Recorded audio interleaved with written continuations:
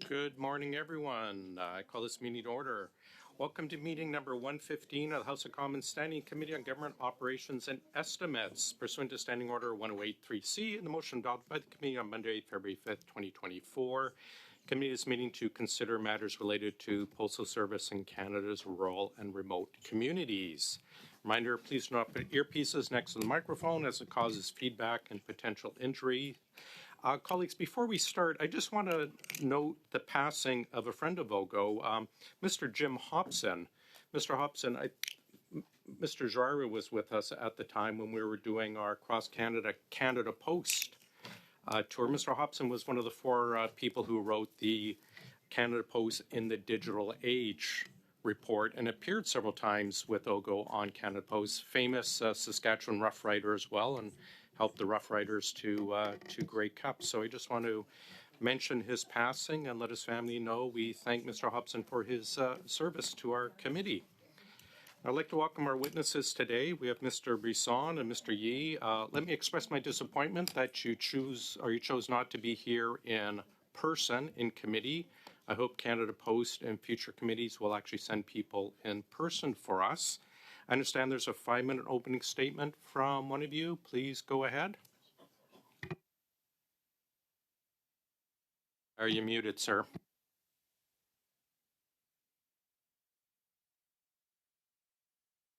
Thank you, Mr. President. Can you hear me now? Thank you. Excellent. I'm going to read this in French. Merci au président et aux membres. Thank you to the chair and to committee members for inviting Canada Post to join you today. My name is Alexandre Brisson, VP of Operations Engineering, and I'm accompanied today by Michael Yee, VP of Retail and Financial Services. Before we get to your questions, I would like to share some important context for today's discussion. Canada Post is proud to serve all Canadians. We deliver almost 6.5 billion letters and parcels to nearly 17.4 million addresses in Canada. Providing postal service to all households and businesses is part of our core mandate. It is defined in the Canada Post Corporation Act of 1985, which created the postal system as we know it. We fulfill this mandate by following the service expectations set out in the Canadian Postal Service Charter, which has been in place since 2009. It is our duty to serve Canadians no matter where they live, including rural, remote, and northern communities, and we recognize that they're the ones who need us most. The service we provide to rural communities is vital. We have 3,211 post offices serving these areas. This is 633 more post offices than in urban areas. We bring mail and parcels in and out by trucks, trains, and planes. This includes more than 280 flights each week, as some areas are only accessible by air for a large portion of the year. In some places, we are the only delivery service they have. Because the cost of delivering is higher, not all companies serve rural communities. In fact, they often rely on us to make their last-mile deliveries. We remain a lifeline that connects the residents and businesses of these communities to the rest of Canada and the world. We fully understand this responsibility, and we proudly fulfill it. We have teams dedicated to maintaining service and improving it where possible. For instance, last year, we opened our second full-service post office in Iqaluit, as well as 3 full-service post offices in northern and Indigenous communities. We invested roughly $1.4 million to make improvements across our rural network. Over the past few years, we have opened 4 community hub post offices, which offer expanded services. We are also supporting dealers who provide postal services in northern and remote communities by helping to offset their higher costs. But while we are dedicated to improving services where possible, we do face challenges. For example, when a postmaster retires or leaves their position in a rural, remote, or northern community, it can be very difficult to find a replacement. Sometimes we can lose a post office for reasons beyond our control, such as a fire or a natural disaster. In this case, Finding a new suitable location can be incredibly challenging. But when this happens, we have established processes that we follow. This involves consulting with community leaders to determine how best to continue services in their area. Last year, through our community outreach process, we were able to maintain 100 rural corporate post offices in need of a new postmaster or a new location. Our guiding principle is to ensure every Canadian has access to postal service as laid out in the Canadian Postal Service Charter. But we also have to operate within our means. The reality is that mail has been in decline since 2006. Back then, we delivered almost 5.5 billion letters, and now we deliver less than half of that volume. At the same time, the number of addresses we deliver to has been growing by more than 200,000 a year, which means the cost of delivering mail keeps going up. While mail volumes declined, our parcel volumes increased, driven by online shopping. We were able to pivot and develop our parcel business. However, as Canada emerged from the pandemic, changes in the competitive delivery landscape accelerated. We're now facing intensifying competition by low-cost operators who have disrupted the parcel delivery market in just a few short years. As a result, our market share has significantly dropped. In the coming weeks, we will be releasing our annual report, which will provide more insight into the gravity of our financial situation. Though we face these significant challenges, I want to emphasize that we remain Vous avez dépassé le temps qui vous a été imparti. Sans problème. Nous continuerons de maintenir nos... Of course, we will continue to maintain and invest our rural network where we can as we strive to balance our challenges across our postal system. Thank you for this opportunity to speak. To answer your questions. Thank you very much, sir. We'll start with Mrs. Block for 6 minutes. Thank you very much, Mr. Chair, and welcome to our witnesses today on the first day of this very important study, certainly for those communities in rural Canada who continue to be deeply concerned about the kind of service that they are receiving from Canada Post. I'm a member of Parliament from Saskatchewan. I represent a very large rural riding and have heard from a number of constituents and communities, actually. So Canada Post has been running fairly significant deficits for a number of years now. We've been made aware of that. In January, it was announced that Canada Post sold 2 of its businesses, Innova Post and SCI Group Incorporated, as a move towards refocusing itself on the needs of Canadians and focusing on the core business of Canada Post. Can you tell us, were either of these companies that were sold running profits, or were they also running deficits?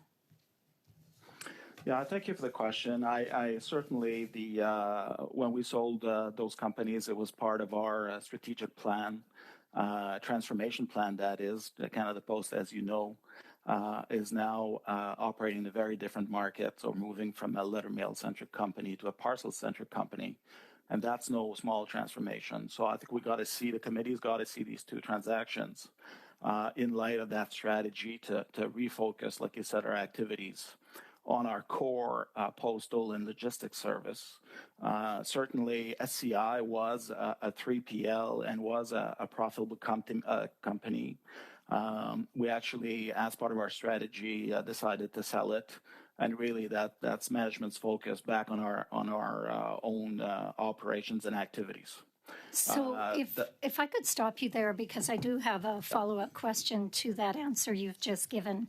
Why would Canada Post sell profitable businesses that could be used to subsidize its core business? I would say first on the financial side of this, you will see the transaction in our own financial statements, or you're going to have access to these numbers.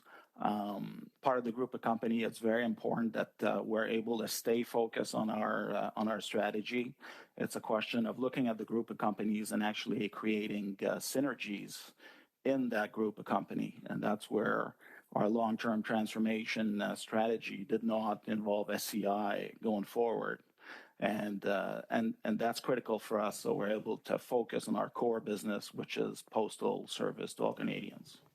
and yet you continue to run deficits. I found a quote regarding the sale of SCI Canada Post media relations person Lisa Liu, and she stated, "It's a great company, but no longer fits the corporation's long-term strategy and growth plans, even though it's a profitable company." Can you tell us what plans or strategy forced Canada Post to sell this company? You've mentioned that it doesn't fit, but can you tell us why it didn't fit within your strategy? Yeah, I think the question, when you think about strategy and the long-term repositioning of Canada Post, we got to look at the group of company and be clear on what synergies exist between the group so we can actually better serve our customers and better serve Canadians. And I think from that standpoint, SCI being a warehousing 3PL company was not one of those building blocks. So it makes sense from a management standpoint to look at what we have and to refocus Canada Post on its logistics activity, which is actually serving Canadians. And that's where 100% of our focus is going forward, because that's what Canada needs us to do. So as I mentioned, I represent a very large rural riding in the province of Saskatchewan. With the growing financial losses that Canada Post is experiencing, what are the implications for rural and remote communities that already don't receive the same level of service as urban centers? Yeah, thank you for the question. I think we cannot associate the financial challenging position that we're in against the service we provide. That's two separate things. We have a service charter that was approved in 2009, and we developed a supply chain and an operating plan to serve Canadians according to that charter. And day in, day out, and year over year, we do not modify the service we provide Canadians based on our financial position. I'm from operations, and we operate this plan every day to meet service. It's not a question of cutting back service on the back of having a tough financial time. So it's really two separate discussions, and that's where the transformation Canada Post is so critical. But we do not curb the services we provide because we're having a tough couple of years financially. So then you're just providing a different level of service to rural Canadians because you choose to, not because you can't afford to provide a better service to rural Canadians. The way I would say this is we have a service charter that's mandated by the government. It was approved in 2009, and we comply and abide by that service charter, and that's the way our delivery and service plan is being executed every day of the week. Thank you. Thank you, sir. Mr. Shawari, please go ahead. Thank you, Mr. Chair. And let me continue on the line of questioning that my colleague, Ms. Block, started. According to a news article published by CBC this past January, Canada Post also announced it will sell its in-house IT business, InnovoPost, to Deloitte Canada. As part of the outsourcing deal, Canada Post will maintain an IT leadership team, while most of the InnovoPost 750-person workforce is absorbed by Deloitte. Canada Post chose to outsource their IT operation to reduce costs. Has this outsourcing been effective in reducing the operating costs? Thank you for the question. I think we've got to see that transaction in light of our strategy in the long term. If we look at the logistics industry, sorry, the question was, has it reduced the operating cost? We're in the process of going through with that transaction, so it's actually too early at this point to be able to answer that question. The transition is taking place as we speak. So you don't know whether it would reduce the cost, but yet you made the choice, or Canada Post made the choice to outsource it? We made the choice to go through with that deal because strategically the importance of technology for us is more and more important to run a logistics business. I think we all see and know that the importance of information now in logistics business as a consumer on tracking our parcels and all data around the goods that we order is very, very important, and we see our competition investing massively in technology. So we got to see that transaction in a strategic light. Okay, thank you. To the moratorium that was put back in 1994 for rural and remote postal services. Did we have a definition, a clear definition of what rural meant in 1994? Thank you for the question. I believe that, as my colleague outlined, the moratorium is a core part of the Canada Post Service Charter, which outlines our expectations around universal service. It also mandates that we must maintain convenient access to postal services. We run the largest national network of post offices. 98% Sorry, of I Canadians. appreciate that. All I'm asking is, did we in 1994 have a definition for rural and remote area? So as we understand it, within the moratorium, it named, I believe, 4,000 post offices in 1994, named post offices and communities within the moratorium. So it's a named basis. So there was no definition as it relates to, for example, amount of service or amount of population in that definition. It was just naming. Well, from a service perspective, the service that we have to provide in all communities is defined within the service charter, as I was as we mentioned. But from a who applies within the moratorium, it's a named basis. How does postal locations are determined to be rural without any formal guidance? I wasn't around in 1994 when to speak specifically to how specific communities were taken. I can get back to the member with a better answer from our team. But what we abide by right now with regards to our obligations under the service charter and the moratorium, which we fully respect, is based off of the named basis within the moratorium. So to just let you know, Richmond Hill and also Brampton was named as rural postal services, and I have one of the biggest processing in Richmond Hill. One of the largest processing centers in Canada, at least in Ontario, in my writing. So, do you consider Richmond Hill as a rural area that needs to be protected? I'm not saying we should move it. I'm just saying the definition is not there, so the guidelines are not there. So. Right, and how are we going to protect the areas if we don't even know what the definition is?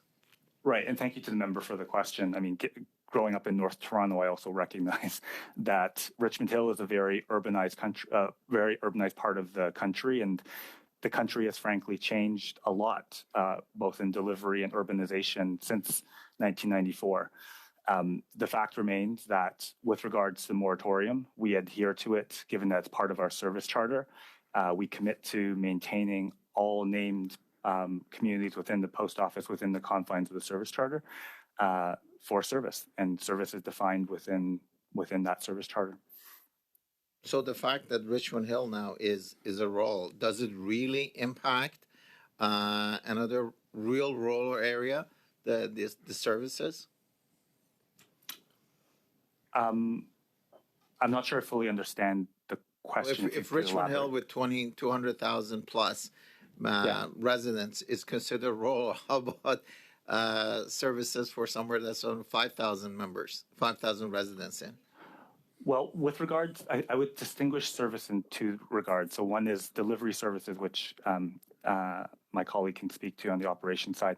With regards to the moratorium, which focuses specifically on whether post offices in these named communities can be converted or closed, the Richmond Hill post office, if it's on the moratorium, cannot be closed or converted, the same as Head of Jador, Nova Scotia, or other rural communities. Thank you, sir. That is our time. Mrs. Vignola, please.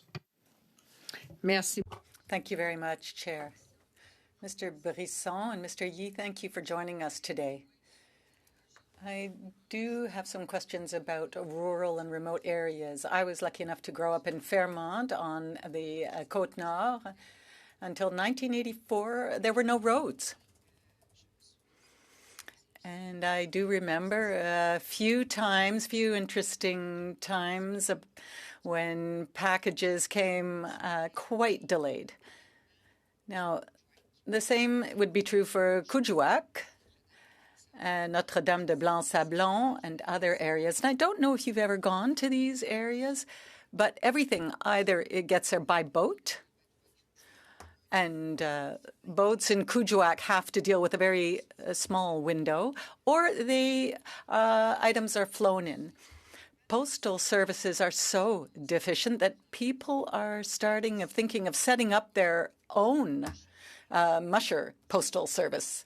Dog sleds, in other words. So that gives you an idea of the situation. We need to get medicine in, clothes in. Something as simple as a pen. Everything has to come in through the postal service. And despite repeated calls on the part of the inhabitants and representatives, the situation has not gotten any better. And the same applies actually to the Magdalen Islands. So what kinds of solutions has Canada Post considered in order to resolve the problems of these people living in truly remote and isolated areas? And I'm not counting Fairmont anymore because we at least have a road. So what are the solutions that you want to bring forward? Thank you for the question, and I do appreciate the question. I'm from the lower St. Lawrence area, and it is true that the situation is quite different for many regions in Canada. This is a huge country, and being able to reach out to everyone is not a simple affair. It's not a simple affair on a daily basis. I've been with Canada Post for 4 years, and we have a vast network, and there are operational teams who manage on a daily basis every single connection that we have. Thank you. I'm sorry, I don't have much time, so I just want to come back to my question, and perhaps I can reformulate it. So, for example, you're considering drone deliveries. Would drone deliveries be part of the solution for areas like Kuujjuaq and others like Notre-Dame de Blanc-Sablon? Well, throughout Canada, we deliver parcels in many different ways. There are ferries, there are trains, there are planes. Now, we're always trying to keep abreast of any technological changes. You raised drones. We're currently running tests on drones. We're not ready to do parcel delivery by drones. However, we are following what's happening out there in the market. And there are companies like ourselves, like Boiler Mail. And in the United Kingdom, there are many islands that have to be served, and they're doing a lot of drone tests as well. So there is much to be done. I'm not sure how that will work to scale it up here. However, we are keeping all our options open so that we can figure out how to serve people. Well, there are solutions that were proposed for the Basse-Côte-Nord. And there were going to be parcels that were identified, for example, as being urgent. For example, diabetes medication, epilepsy medication.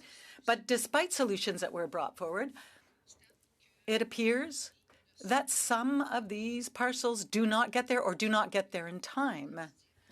And so we're talking about diabetes and epilepsy. So that's a question of life and death. What is being done for these people so that they receive these deliveries? So beyond words like we have a huge country, we're talking about urgency. We're talking about life and death. And these are also situations that mean people are leaving these areas, which is an added disadvantage. Yes, I understand the importance of the parcels that we deliver. That is not in question at all. It's such an important link to have. I believe that we have a well-established plan, but at the same time, we face many challenges and incidents like temperature. There's heat and there's cold and there's snow. So Our teams are dedicated to improving service on a daily basis and to maintaining this link so that it's as reliable as possible in all these areas of the country, including those areas that you mentioned. Thank you very much. Yes, cold and heat, snow, storms, these things exist everywhere. They have to be taken into consideration, obviously. Now, it was brought to my attention that there was a situation in Kuujjuaq where there's a wait list for mailboxes. So some people don't even have their mailboxes. What that means is that several people end up with the same mailbox or mailing address with all that implies in terms of confidentiality. And there are francophones in Kuujjuaq who can't even get service in their own language. What are your solutions? Well, first of all, I can't necessarily answer directly to the example you raised. However, what I would say is this. We will submit this to our team, and you will get a very clear answer on that specific case, because I can't necessarily speak to the details of that myself. However, we will provide you with an answer with as much detail as possible. The committee has passed a motion that we do require all responses back, such as the one just mentioned, within 21 days. Mr. Backrack, please go ahead, sir. Thank you very much, Mr. Chair, and thank you, Mr. Brisson and Mr. Yee, for being with us today. The committee had hoped to have the CEO of Canada Post appear as part of this study.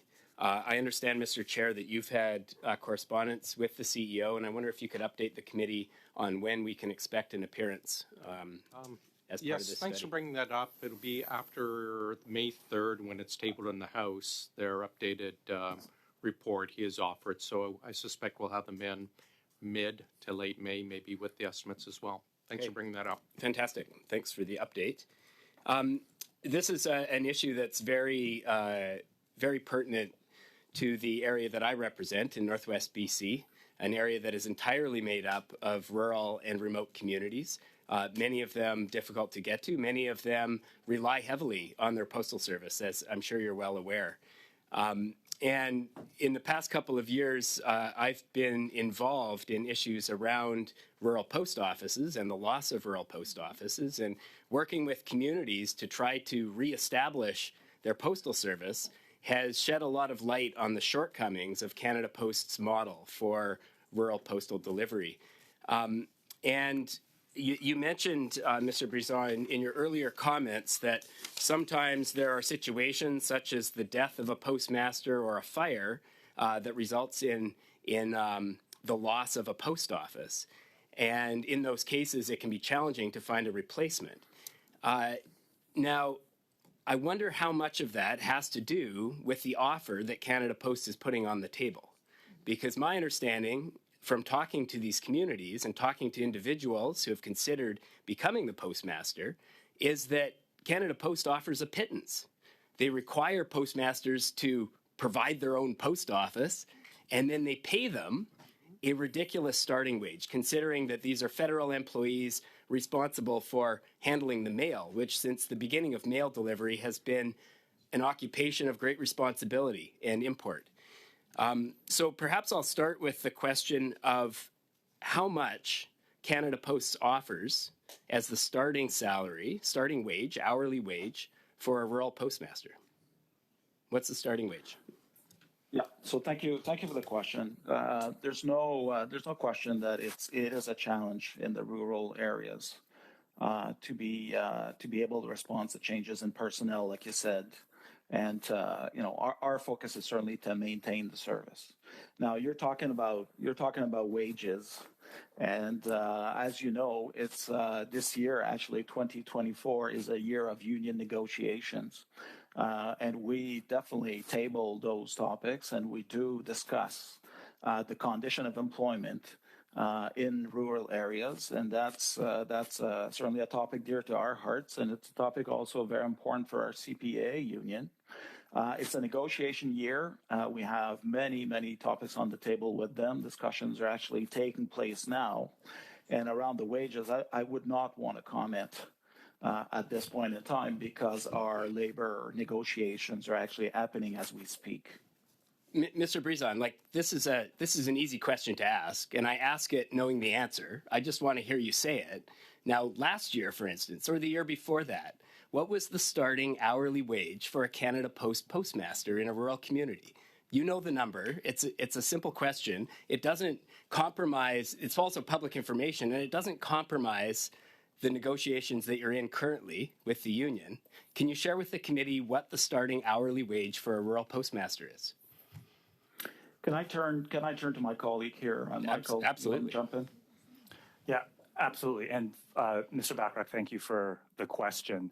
I would like to first off say that with regards to postmasters, we recognize that the role that they play in community. I have 1 minute left. 1 minute. So Mr. Brizon already gave a bunch of context. We're just looking for a number, Right. just an hourly salary, hourly wage.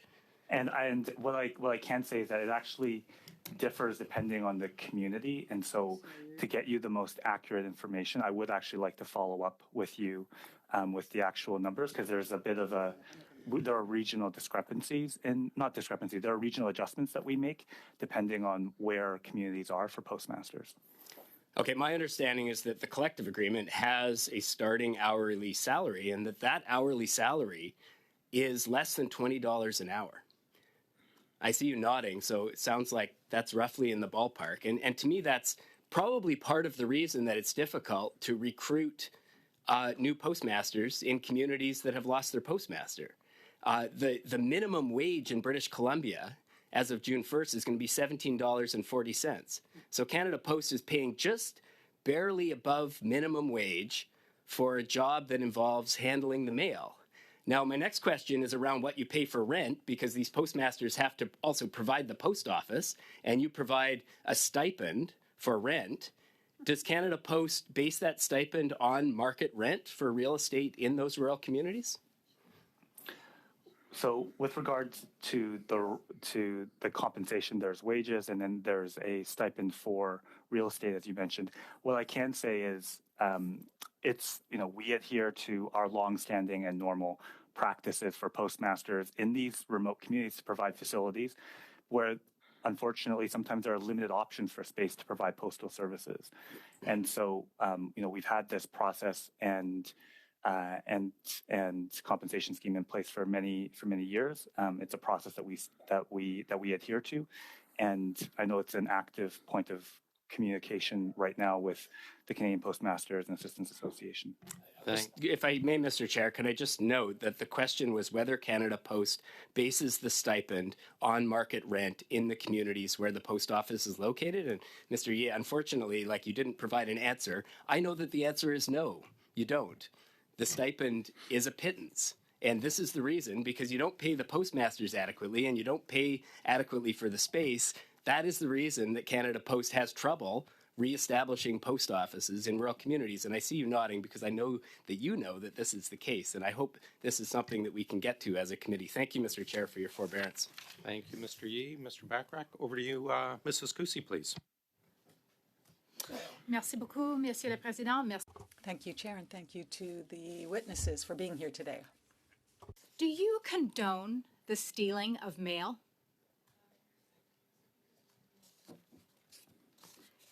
I'm sorry, I don't know what document you're referring to. It's a simple question, Mr. Bryson. Do you condone the stealing of mail? Do you think it's acceptable to steal mail? The answer is absolutely not. So I guess so. Let me just state a few things. We take the security of mail very, very, very seriously. We have internally teams looking to ensure the security of mail. We got mail inspectors in our systems collaborating nationally at all levels to make sure that we do everything we can to, one, keep the mail safe, but also make sure that we don't support any illicit activities through the services we provide. So that's a very high priority for Canada Post. In your opinion, is a $500 fine acceptable? Is that enough of a punishment for someone who would steal mail, an individual who would steal mail? Do you think that's an acceptable punishment for the crime of stealing mail? Yeah, I know, and I'm not close. I'm an operations person here. My job is to provide service, but I do know that I guess depending on what happened, we have I guess our teams aligned with the local officials to enforce the security of mail. So I don't know this specific case, but I know we're taking this very, very seriously across the board. Well, sadly, Mr. Bryson, it was an elected official, someone in our very chamber. Do you think it's acceptable that a member of parliament would steal mail? It's never acceptable for anyone to steal mail, and our job is to protect the integrity of our system. Thank you. Mr. Bryson, how many executives at Canada Post this year earn bonuses, please?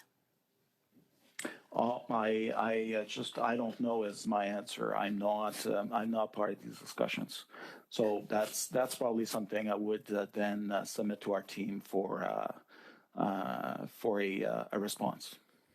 If you could get that number and report it back to the committee, that would be very much appreciated.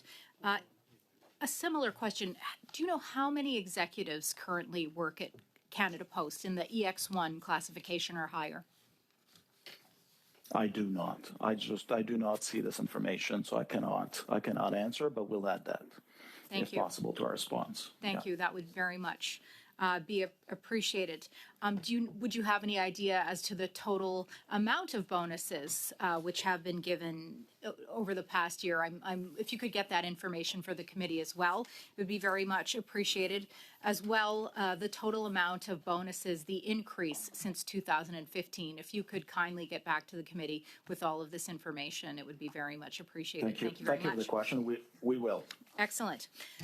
Mr. Bryson, in May of 2023, there was a report that came out regarding a report from the Privacy Commissioner of Canada indicating that Canada Post was not honoring the privacy of Canadian citizens by harvesting information from the mail and then renting it to third parties. Do you think that this is acceptable, that private information is harvested from the mail of Canadians and then rented to third parties for the profit of Canada Post? Do you think this is an acceptable use of information of Canadians? Let me start by saying that obviously, I guess, with the evolution of our services and information technology, we all realize there's a lot of information out there.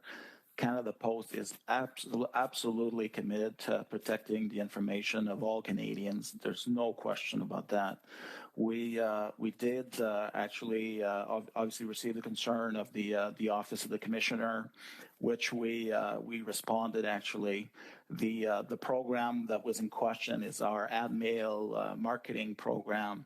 What we did from the feedback, we actually adjusted that program. So what we did, I can point to two examples. The first one is, we're managing postal codes, and we got the ability to aggregate purchase patterns at the postal code level. So from the feedback of the Office of the Commissioner, we actually stopped doing that altogether. So there's no more aggregation.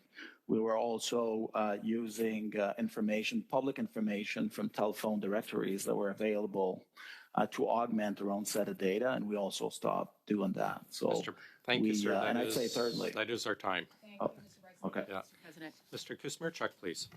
Thank you, Mr. Chair.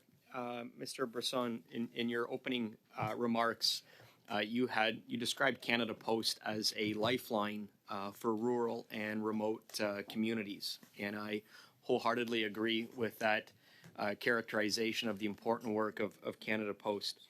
I want to talk a little bit about the impacts of climate change on that lifeline for rural and remote communities. Last year we saw was the worst record in terms of wildfires in Canada's history. We had 17 million hectares of forest in Canada that were burned, and the majority of those took place in areas and provinces like Alberta, Saskatchewan, New Brunswick. Ironically, we had three premiers here last week or 2 weeks ago talking about climate change and the lack of any action on their parts to address climate change. but nonetheless, 17 million hectares were burned.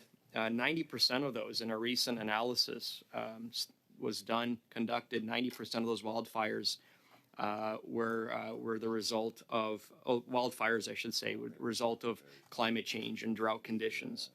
And so I wanted to ask you, have you seen the impact of climate change on the work of Canada Post and the ability to continue to deliver services to rural and remote communities? And I ask that because, as I understand it, last year, over a 6-month period, there were 150 mail delivery interruptions that took place, and virtually all of the active interruptions were related to things like wildfires and floods.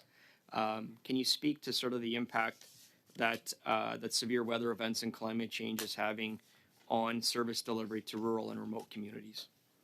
Yeah, for sure. And I would start by saying we totally, definitely recognize that, we see more and more climate events, and we see the impact of climate change on Canada in different ways. And certainly past experiences are kind of teaching us how to respond going forward. I think the forest fire last year is probably a prime example for us. I can tell you that it certainly raised internally in our operations this need to build contingency plans that actually try to preempt those events, because we're expecting to see them.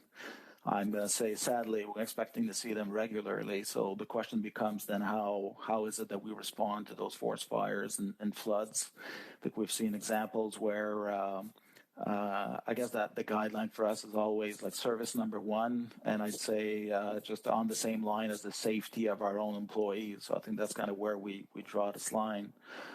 We're investing tremendous amount of time on developing contingency plans and have opportunities to have temporary post offices to serve some of those areas where people actually have to move and leave their homes behind. And so I'm going to say we're not only aware and clear that we're going to have more of those in our future, but we're preparing for it. And it's forest fires, certainly on the delivery side of things, but it's floods and it's so many other things. So that's becoming part of our planning going forward because it's a reality. Yeah, last year you had to suspend delivery service to a lot of rural and remote communities in British Columbia and Alberta, Saskatchewan, Nova Scotia, because of climate change and severe weather.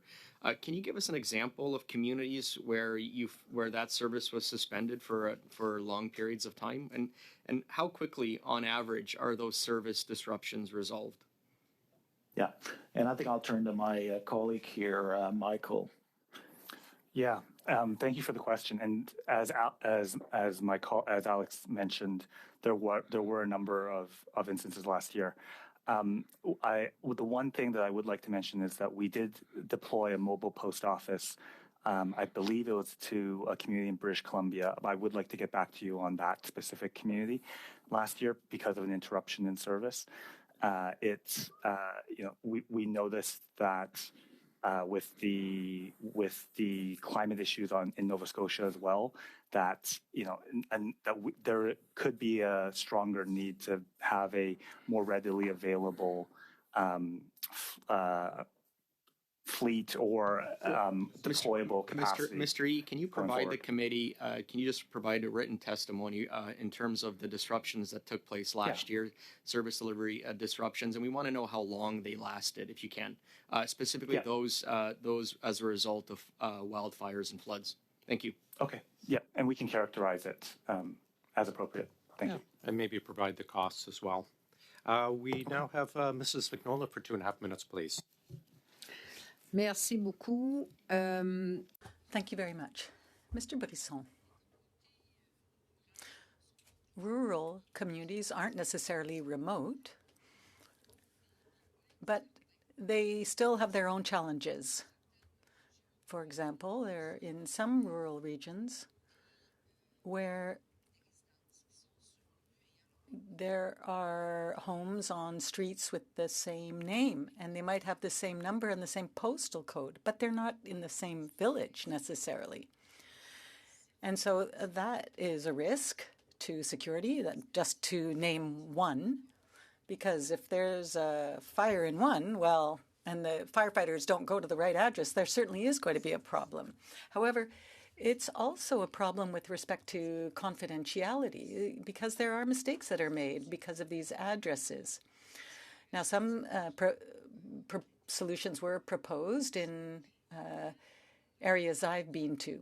But what I would like to know is when are you going to find a system or implement a system in order to be able to validate the postal code for each residence and so that these inhabitants get their parcels at their address?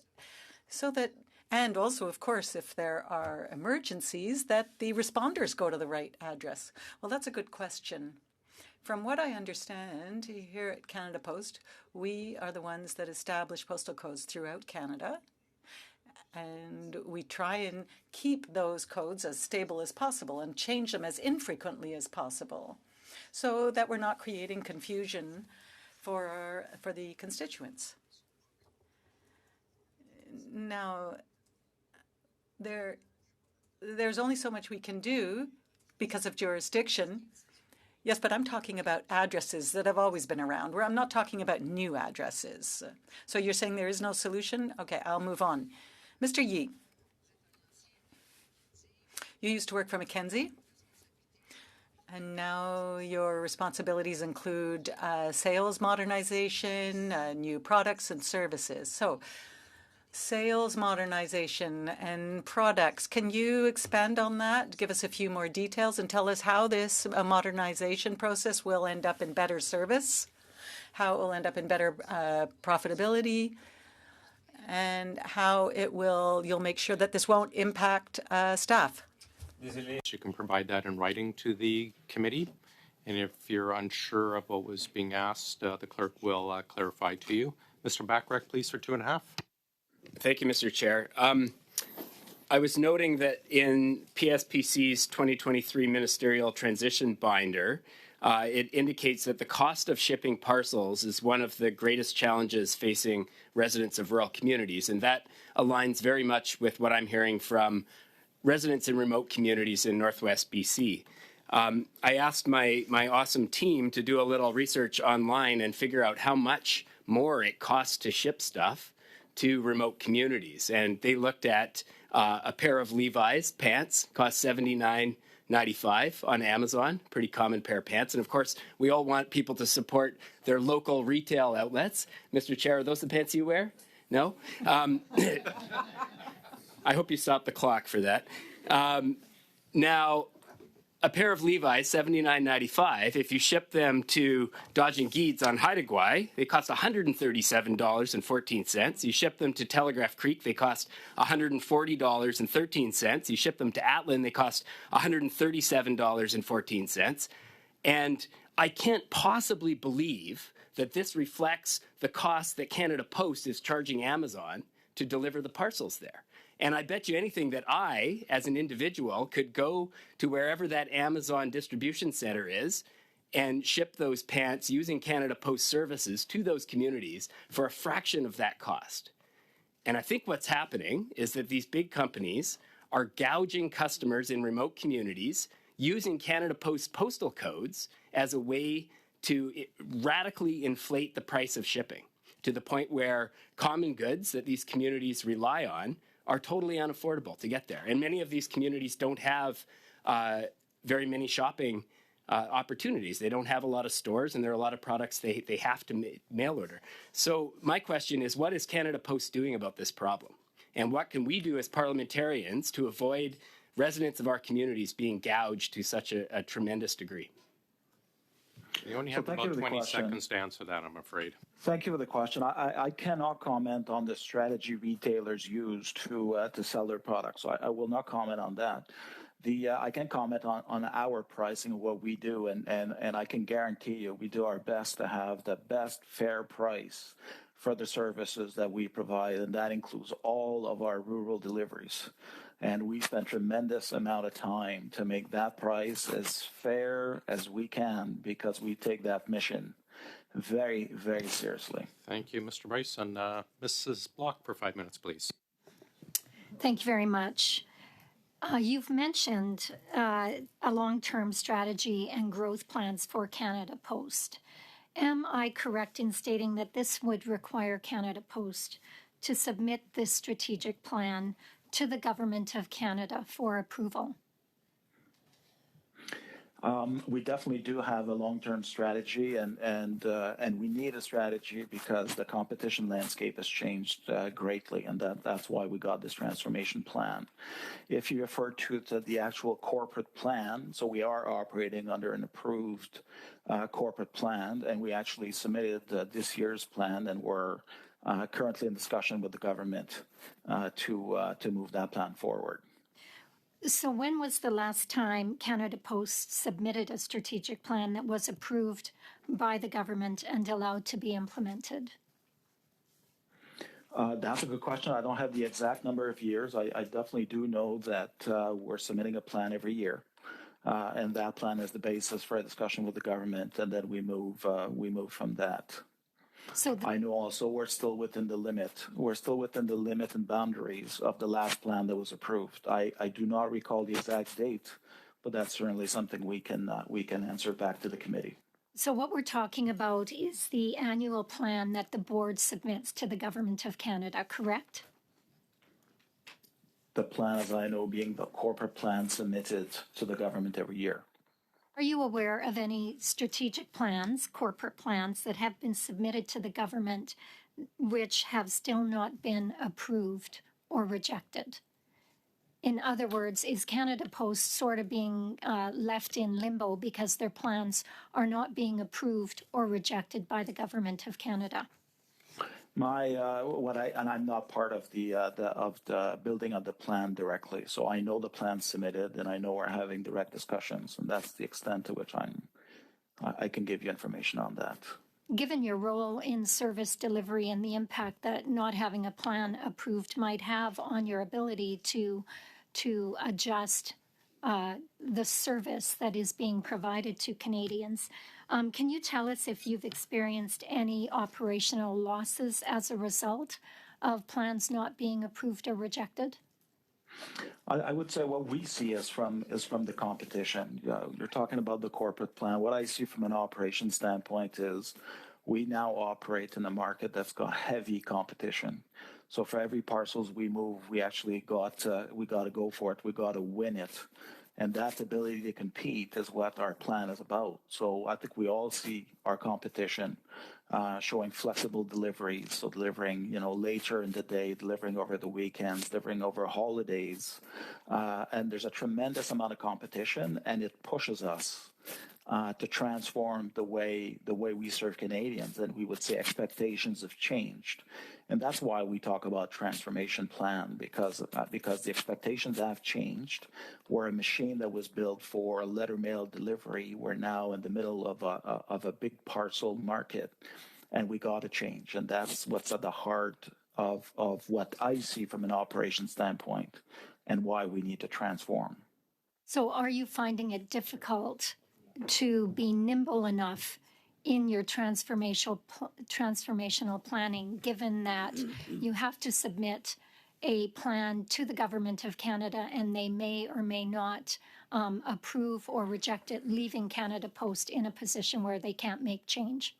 Yeah, I think it's more of a factor of the size of our company. We're a big company, and we got a great history behind us. But it's change, right? So the amount of change it takes to reorient the company is significant. A lot of that is on the table, actually, with our union this year, because it's a year of labor negotiations. So all this flexibility we need on the transportation side is at the heart of the transformation, and it's being reviewed and discussed as we speak. So that's very, very important for Canada Post going forward. Thank you. 30 seconds. 30 seconds. I think I'll leave it there. Thank you very much. Thank you. Sure. Mr. Sorry, I have a colleague who's asked for my last 30 seconds, Chair. You're at 15 seconds now, so thanks. Mr. Sousa, go ahead, please. Thank you, Mr. Chair. Thank you to the witnesses for being here. Obviously, Canada Post's, recurring financial losses are concerning in the sense that it's almost unsustainable given the net liquidity position is depleting.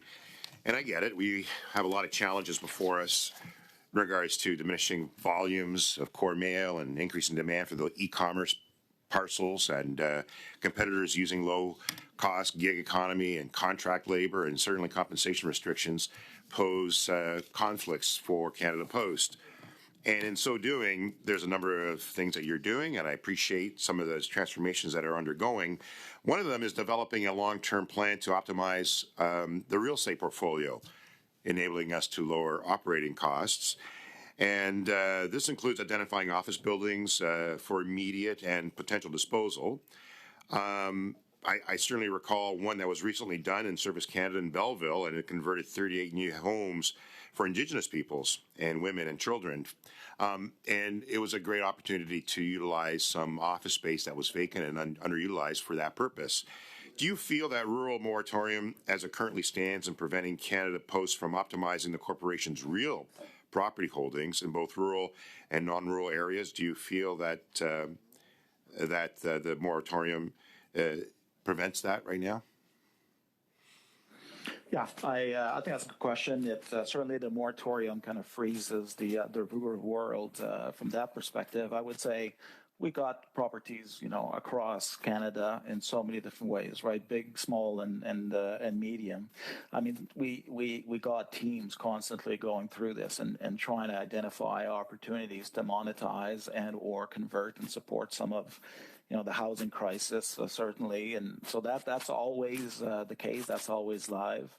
We're in the logistics business, occupying the space. The quality of our network is very, very important in our ability to serve Canadians. So for us, real estate is a prime concern. And as you know, though, like those opportunities exist. They're sometimes few and far between, but we're certainly doing our best to see what we can do in that space and trying to consider our need for expansion around the major centers. Yeah, I appreciate that. There's obviously a disparity between or given certain communities, certainly in the urban centers, a lot of air rights would be available to certain locations of Canada Post versus some others that may not have that benefit. Have any been done thus far? I cannot answer the question, so I'll take that one back, and I'm going to ask the team to provide you an answer. I cannot give you an example. Fair enough. In 2016, the committee tabled the report titled The Way Forward for Canada Post, and in it has 45 recommendations to improve the financial viability of the company and provide service to Canadians. One of the recommendations was to undertake a demographic analysis to ensure rural areas are truly protected and reflected in the moratorium on the closure of rural post offices. Was that demographic analysis done? And basically, I'm trying to understand if those postal codes that were protected outside of rural Canada, can you explain how that was done, or if it was done? Can I turn to my colleague here, Michael? Yeah, of course. 2016, I think, was before my time. But what I can say is that as we've had discussions with the government around our service charter obligations, the service charter obligations as they stand to our business now,